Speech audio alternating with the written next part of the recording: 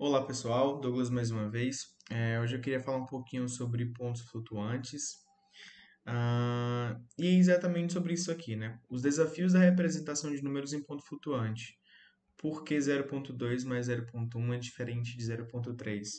Quem trabalhando, né, com ponto flutuante nunca se deparou com situações em que a gente não conseguia fazer uma sequência, né, de contas ou não funcionava do jeito que a gente precisava, utilizando esses pontos flutuantes em linguagens mais de alto nível, né?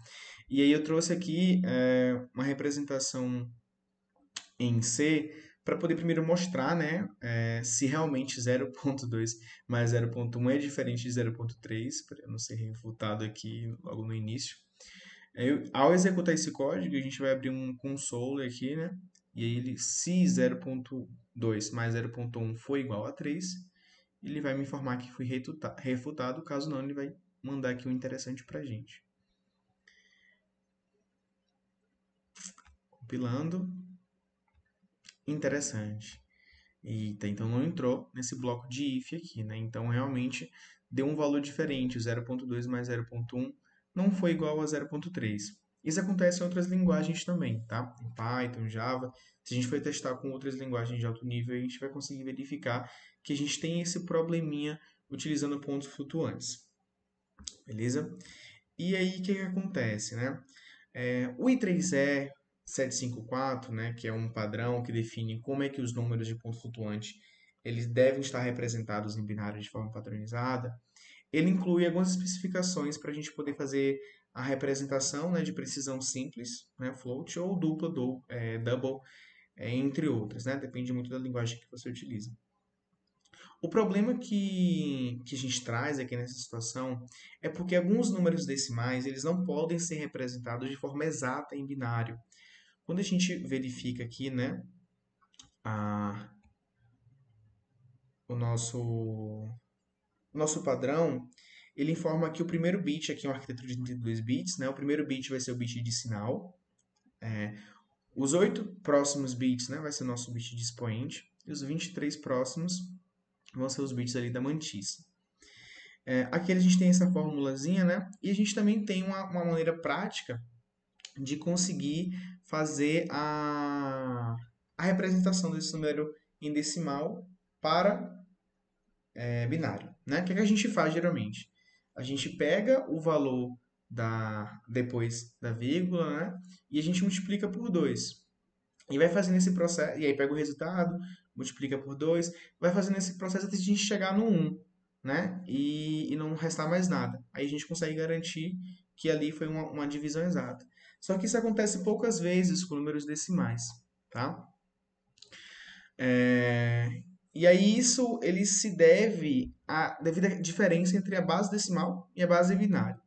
Então, o número decimal 0,1, por exemplo, ele não pode ser representado de uma forma exata em binário. Quando a gente tenta converter ele para binário, a gente vai obter uma representação infinita e periódica.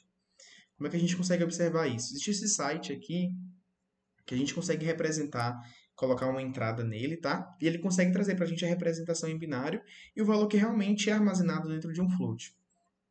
Nesse caso, eu coloquei o 0,1.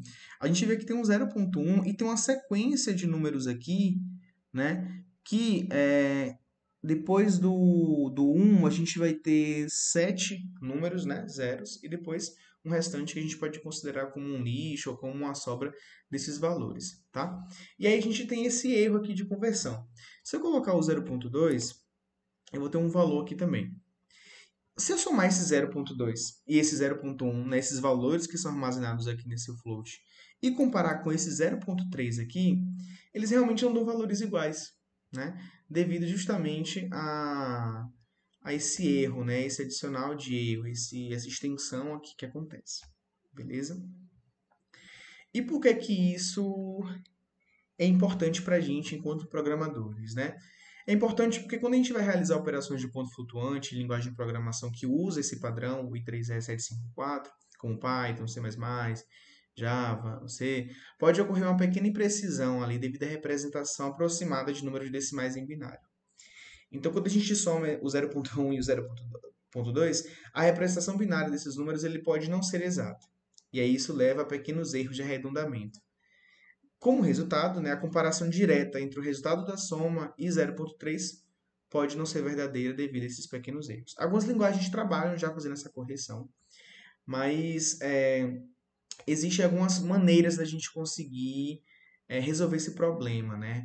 Como usar uma margem de tolerância, quando a gente vai fazer uma comparação entre números de ponto flutuante, no mercado mesmo, né? Quando a gente fala sobre valores monetários, costuma trabalhar com os valores em centavos, né? Então a gente multiplica o nosso valor que está em real, né? E tem as casas decimais em centavos, a gente multiplica por 100 para ter valores inteiros, trabalha com esses valores inteiros e depois a gente converte novamente, dividindo por 100, né? Tendo esses valores. Então a gente sempre tenta trabalhar ao máximo ali com inteiros, ou sempre fazer o truncagem, né? Truncar esses valores corretamente para que a gente não tenha problemas, né? Grandes bancos já tiveram problemas com isso também, por não estarem não estarem truncando, né? Não estarem truncando esses valores decimais. E aí acaba que de pouquinho em pouquinho, mesmo que para a gente aqui, quando a gente faz essa comparação, a gente percebe que o valor é bem irrisório, né? Depois de bastante casas decimais, o de pouco em pouco, né? Para um banco, por exemplo, que lida com bastantes valores diariamente, isso pode acabar tendo algum prejuízo, né? Então, é por isso, né, que esse, na verdade, é um dos desafios, né, da representação desses números de ponto flutuante, que muitos números, na maioria deles, a gente não consegue representar de uma maneira exata, e por isso a gente tem alguns probleminhas ali de representação, que a gente tenta obter uma tolerância ou interpretar, né, de uma maneira mais abstrata ele, para que a gente consiga lidar diariamente com nossos problemas. Mas a gente precisa entender como é que ele é representado, o ponto flutuante, para a gente conseguir interpretar e entender os próximos erros que a gente pode cometer, os próximos bugs que a gente pode encontrar em outros sistemas. Então, é mais ou menos por isso que o 0.2 mais 0.1 é diferente de 0.3. Fala muito mais sobre a representação de números que a gente escolheu para poder utilizar os pontos flutuantes. E é assim que funciona. Mas com certeza é uma das melhores opções que a gente tem hoje em dia. É isso aí, valeu, tchau, tchau.